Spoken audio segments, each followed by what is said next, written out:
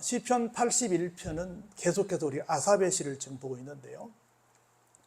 시편마다 어떤 그 불려질 때가 있습니다. 언제 이 찬송이, 이 시편이 다 노래니까 언제 불려졌냐라고 하는 것은 우리가 지금 계속해서 시편을 그냥 보고 있는데 공교롭게도 일부러 맞춘 것처럼 이 시편은 6월절이나 초막절 같은 민족적인 큰 절기에 불리던 찬양입니다. 여러분 아시는 것처럼 6월절이라고 하는 것은 이스라엘 사람들이 애굽에서 430년 동안 노예를 살았죠. 처음에는 아니었지만 나중에는 이제 노예가 됐는데 굉장히 안타까운 삶을 살았다가 거기서 풀려진 날, 우리도 말하면 똑같이 광복절입니다. 독립한 날이에요. 우리의 6월절, 저 사람들의 6월절이 우리의 광복절이 됩니다. 그래서 억압 속에서 해방된 것을 기념할 때 부르는 노래, 그렇게 말씀을 드릴 수 있습니다. 여기 깃딧에 붙였다 이렇게 하는데, 깃딧이라는 말은 기쁜 곡조라는 뜻이에요. 기쁜 곡조. 왜? 해방됐으니까. 얼마나 좋아요. 우리 잘 아는 것처럼 이스라엘 사람들은 이제 AD 한 70년 정도에 쫄딱 망하죠.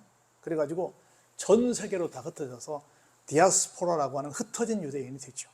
우리도 이제 나간 모든 교포, 동포들을 디아스포라라고 그러는데, 디아스포라들이 전 세계를 떠돌면서 정말 말로 다 할 수 없는 고생을 다 합니다.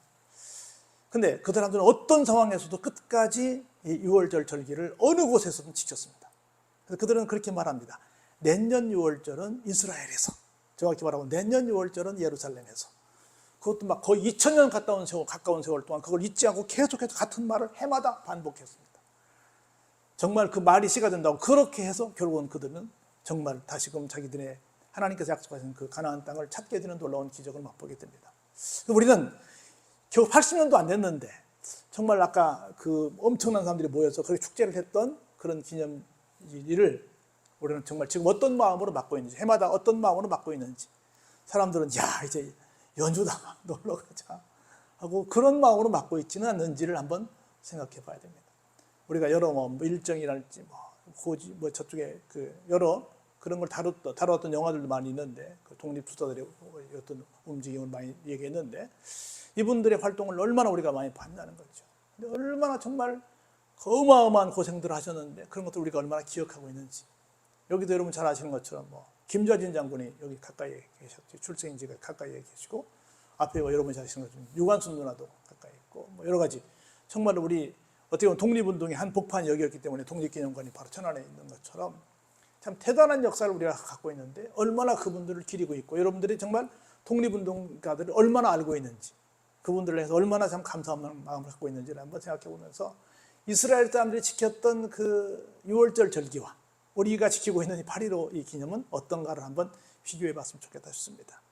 그때 어떤 노래를 불렀는지 볼까요? 한번 1절에 이렇게 시작합니다. 우리의 능력이 되시는 하나님. 우리의 능력이 되시는 하나님. 하나님은 어떤 분이시냐면 능력자십니다. 여기 말하는 이 능력은 사람들로서는 상상할 수 없는 어마어마한 능력입니다. 우리는 상상 초월하는 그런 하나님만이 갖고 계신 그런 놀라운 힘을 가리켜서 우리의 능력을 갖고 계신 하나님이라고 말합니다. 하나님이 함께 하시면 어떻게 되나? 우리는 빌립보서 4장 13절 말씀을 이렇게 나누고 있죠. 내게 능력 주시는 자 안에서 내가 모든 것을 할 수 있느니라. 하나님의 능력은 그 누구의 능력이 되는 거예요? 내 능력이 된다는 거죠. 우리의 능력이 되시는 하나님, 우리에게 능력을 주시는, 정확히 말하면 우리에게 이런 좋은 날을 주신 하나님을 향하여 뭐 하자? 기쁘게 노래하자. 그리고 야곱의 하나님을 향하여 뭐 하자? 즐거이 소리치자. 우리 항상 말하지만 고생한 사람의 대명사, 여러 사람들이 성경 속에 고생한 사람들이 있지만 특별히 둘째가 나면 서운할 정도로 크게 고생했던 사람이 누구예요? 야곱이죠. 그래서 고생한 우리를 특별히 사랑하시는 그 하나님을 향해서 뭐 하자?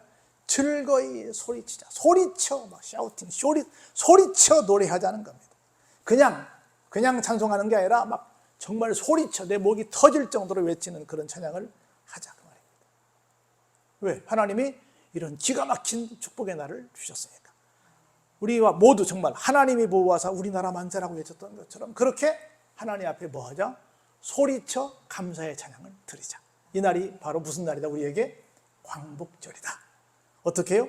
시를 읊으며 소고를 치고 아름다운 수금에 비파를 아우를 찌어다. 모든 악기들이 앙상블이 되어서 기가 막힌 하모니를 이루면서 하나님 앞에 뭐 하랴? 소리 높여 찬양하자.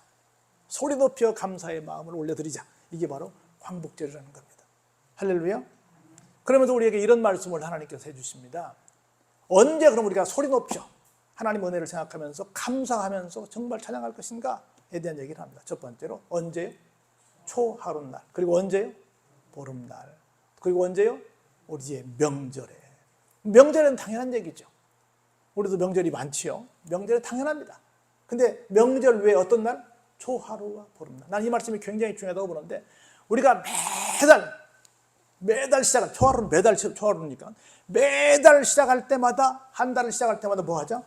하나님께 찬양하고 시작하죠. 할렐루야. 그리고 중간에 보름 되는 중간이잖아요. 중간에도 하나님께 찬양하자. 그 말은 무슨 말이에요? 그냥 첫째 날과 보름만 하자는 게 아니라 시종여일하게 하나님을 찬양하는 삶을 살자, 그 말입니다. 할렐루야. 그래서 항상 찬양하는데 이게 뭐냐면 이 4절 한번 볼까요? 같이 한번 보시죠. 시작. 이는 이스라엘의 유래요 하나님의, 야곱의 하나님의 뭐다? 규례다. 쉽게 말하면 규칙이다. 이건 그냥 하라는 게 아니라 하나님의 명령이고 하나님께서 정하신 법이다, 룰이다 라고 말씀을 하시는 겁니다. 뭐가요? 우리가 하나님 앞에 매월 첫날, 매월 보름날 뭐 하는 게? 하나님께 소리 높여 외치는, 찬양하는 게, 뭐 하는 게? 예배 드리는 게. 여러분, 하나님께서 우리를 부르신 목적이 뭐예요? 우리를 구원 백성 삼으신 목적이 뭐예요? 물론 여러 가지 있겠지만 첫 번째가 뭡니까? 우리에게 예배 드리라고. 한번 따라해볼까요? 우리는 예배를 드리기 위해 택함 받았다. 우리는 민족 중흥의 역사적 사명을 띠고 이 땅에 태어났다고 우리 얘기했죠. 그것처럼 우리는 뭐 하기 위해서? 예배 드리기 위해서. 예배에 빠질 수 없는 게 뭐예요? 찬양이잖아요. 우리 찬양하고 예배 드리잖아요. 찬양 이퀄 뭐예요? 예배죠. 예배 이퀄 찬양이죠. 그래서 예배에 목숨을 거는 사람들이 우리가 되는데 왜? 하나님의 법이니까. 하나님 말씀하시면, 우리 주님이 말씀하셨죠. 만일 너희들이 찬양하지 않으면 뭐가 찬양할 것이다? 저 길가에 구르는 돌들이 찬양할 것이다. 여러분, 죄송하지만 우리가 다른 사람에게도 뺏기는 것도 억울한데 우리가 할 일을 누구에게 뺏기면, 어떤 사물에게 뺏기면 얼마나 억울하겠어요. 그것도 길가에 정말 천덕꾸러기인 돌한테 뺏기면 얼마나 억울하겠어요. 여러분, 찬양 기회를 돌한테 뺏기겠습니까? 여러분들이 찬양하시길 바랍니다. 만일 우리가 찬양하지 않으면 돌을 우리 대신 찬양대원으로 세우시겠다는 겁니다. 보세요, 무슨 말씀을 계속 이어가고 있는지. 하나님이 애굽 땅을 치러 나아가시던 때 출애굽을 시키시러 딱 나타나십니다. 요셉의 족속 중에 일을 증거로 세우셨다. 거기서 내가 알지 못하던 말씀을 들었다. 그렇게 말합니다. 하나님께서 이 사람들을 해방시켜 주시기 위해서 뭐라고 말씀했냐? 내가 너희들에게 뭐 하라고? 예배 드리라고 한 거야. 모세가 바로를 찾아가서 뭐 했어요? 내가 우리 민족을 데리고 한 사흘길 정도 가서 뭐 하겠다? 하나님께 예배 드리겠다라고 한 거예요. 그러니 사흘길 도망가면 완전히 도망갈 수도 있겠네 해서 의심하지요. 근데 하여튼 첫 번째, 하나님께서 데리고 나갈 때 했던, 뭐 하기 위해서 할 때 무슨 말씀하셨다고요? 예배 말씀하셨다고요. 예배. 볼까요? 그런 예배의 사람들로 되면 하나님께서 어떻게 해 주신다고 6절에 축복하시냐면 한번 볼까요? 같이 보시죠. 시작. 이르시되 내가 그의 어깨에서 짐을 벗기고 그의 손에서 광주리를 놓게 하였다. 이 사람들은 지금까지 뭐 했어요? 아기도 못 낳게 하면서 어마어마하게 자제도 주지 않으면서 성을 쌓으라고 막 했잖아요. 얼마나 남자들은 막 집 어깨에다가 무거운 짐을 메고 성을 쌓기 위해서 고생을 했고, 여자들은 광주리에다가 막 마치 행주삼성에서 그 여자들처럼 얼마나 많은 것들을 나르면서 그 성을 쌓기 위해서 정말 동분서주했냐고요. 그런데 뭐 하면? 하나님께 예배드리면 남자들의 어깨에서는 짐을 다 내려놓게 할 것이고 여자들의 광주리에서는 다 그것을 놓게 하겠다.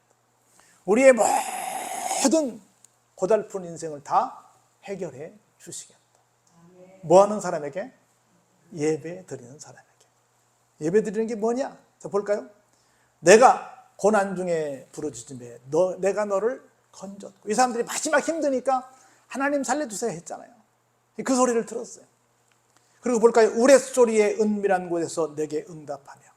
좀 이상해요. 우레소리는 천둥과 번개인데, 천둥과 번개는 요란하지, 요란한 것이 은밀한 건 좀 이상하잖아요. 하여튼 우레소리의 은밀한 것이니까 그 상황에서, 그렇게 요란한 상황에서 하나님께서는 역사하신다는 겁니다. 그리고 뭐도 하셨어요? 때로는 이놈들이 정말 내 사람인가를 뭐 했대요? 시험도 하셨어요. 무리와 물가에서 시험도 하셨습니다. 그렇게 하시면서 하나님이 궁극적으로 그들에게 원하는 바를 말씀하십니다. 한번 천천히 우리 8절 보시죠. 시작. 내 백성이여 들으라. 내가 내게 증언하리라. 이스라엘이여 내게 듣기를 원하노라. 한마디로 예배는 뭐라고요? 하나님의 말씀을 듣는 시간입니다. 이스라엘 백성들에게 하나님께서 원했습니다. 너희가 지금까지 이렇게 고생하는 것은 왜 고생하냐면, 무엇을 안 드렸기에? 하나님께 예배를 안 드렸기에. 그 말은 하나님의 말씀을 안 들었기에. 하나님의 말씀을 안 듣는 게 뭐예요? 예배를 안 드리는 거죠. 그렇죠? 하나님의 말씀을 안 듣는 게 뭐예요? 하나님께 찬양을 안 드리는 거죠. 하나님께 찬양을 드리는 것, 하나님의 말씀을 듣는 것, 이건 다 뭐예요? 예배라는 거죠. 하나님께서는 하나님의 말씀을 우리가 듣기를 원하십니다. 이렇게 말씀하세요. 너희 중에 다른 신을 두지 말며 이방 신에게 뭐하지 마라? 절하지 말라. 이 말은 무슨 말이에요? 내 말 말고 다른 곳에 가서 엉뚱한 다른 신에게 무슨 말 들으려고 애쓰지 말라라고 하는 겁니다.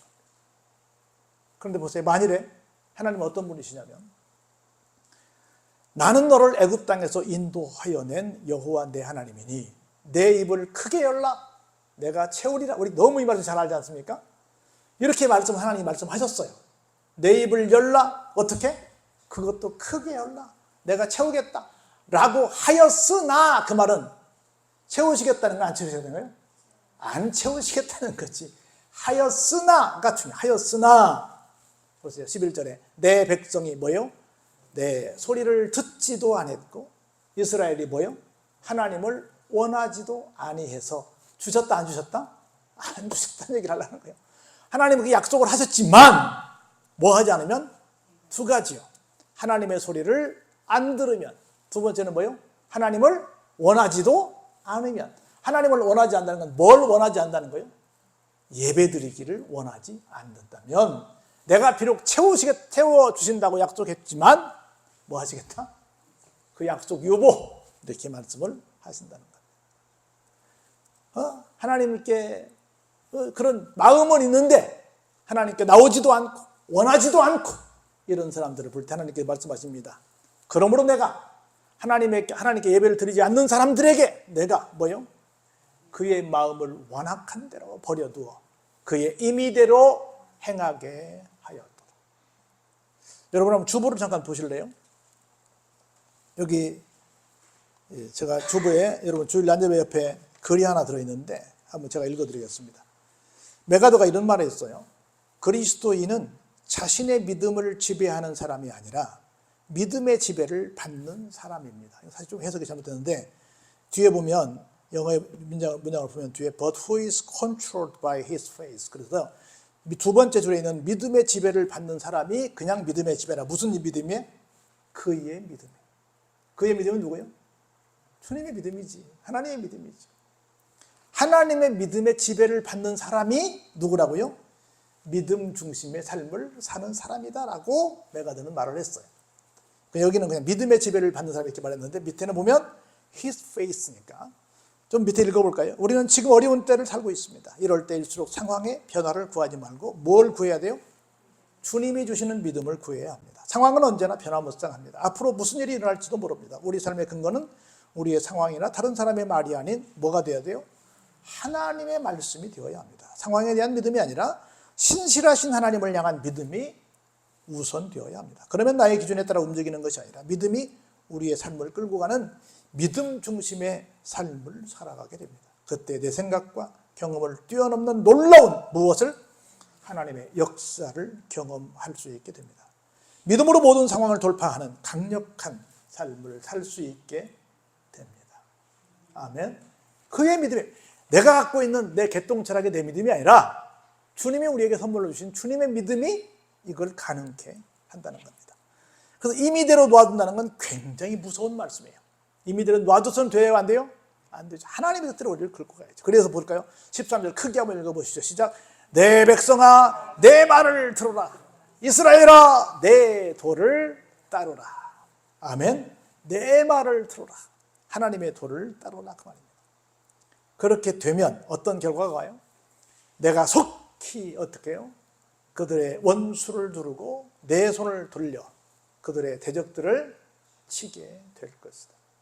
비록 430년이나 눌려 있었지만 우리도 35, 6년 동안 눌려 있었잖아요. 횟수로. 만 35년 눌려 있었는데 그 상황에서 어떻게 한다? 오히려 우리가 그들을 누르게 될 것이다. 할렐루야. 그런데 보니까 그러나 무서운 말씀이 15절에 소개됩니다. 여호와를 미워하는 자는 그에게 복종하는 채 할지라도 그들의 시대는 영원히 계속되리라. 좀 말이 이상해요. 여호와를 미워하면 그들의 시대가 어떻게 돼요? 짧아지리라. 순간에 망하리라. 없어지리라 말씀하시는데 여기 보니까 그들의 시대는 여호와를 미워하는 그들의 시대는 어떻게 된다? 영원히 계속된다. 이게 무슨 말이야? 이게 무슨 말이냐면 우리 눈에서 우리 시각에서 말할 때 그렇습니다. 우리 시각에 볼 때 정말 못된 짓 하는 놈들이 아주 오래오래 잘 먹고 잘 살고 잘 되는 것처럼 보여. 그런데 분명히 하나님의 심판의 때는 있다 없다? 있다. 우리 모두에게 공정하게 주어지는 것이 두 가지가 있는데 하나는 뭐가 있다? 죽음이 있다. 두 번째는 뭐가 있다? 심판이 있다. 그때 하나님께서 반드시 심판하시게 될 것이다. 그래서 조금 난해 구절로 해석하기에 난해 구절로 하는데 아무리 우리 눈에는 그렇게 보인다 할지라도 반드시 심판의 때가 온다는 겁니다. 그런데 뭘까요? 하나님께서 정말 하나님의 말씀을 듣는 사람들에게는 같이 한번 보실까요? 시작. 또 내가 기름진 비를 그들에게 먹이며 반석에서 나오는 꿀로 같이 보시죠. 시작. 너를 만족하게 하리라 하셨다. 아멘. 다른 것 없습니다. 오늘 얘기 다 했어요. 우리가 이렇게 어렵게 된 것은 무엇이었다? 하나님의 말씀을 저버린 결과였다. 하나님의 말씀을 들으면 다시는 뭐 하면? 찬양하면 뭐 드리면? 예배 드리면 하나님께서 우리를 먹이시고 뭐 하신다? 만족하게 하신다. 무엇으로? 꿀로. 꿀이라고 하는 건 뭡니까? 진짜 좋은 걸로. 진짜 좋은 걸로 우리에게 만족하게 해 주신다는 겁니다. 사랑하는 성도 여러분, 시편 81편은 정말 역경 속에 있었던 심령들을 끌어내 주신 하나님의 놀라운 사랑의 역사를 고백하는 정말 믿음의 고백입니다. 여러분의 삶의 자리에 가지고 힘이 드십니까? 능력이 되신 하나님 다시 한번 붙드시고 뭐 하는데 열정을 다하자? 찬양하는데, 예배 드리는데, 뭐 하는데? 하나님의 말씀을 듣는데 우리가 역점을 두자. 그러면 우리의 삶의 자리는 어떻게 된다? 역전된다. 어떻게 역전된다? 만족한 삶의 자리는 역전이 된다. 할렐루야. 이런 삶을 사시는 우리 모두가 되길 주의 이름으로 축원합니다. 은혜가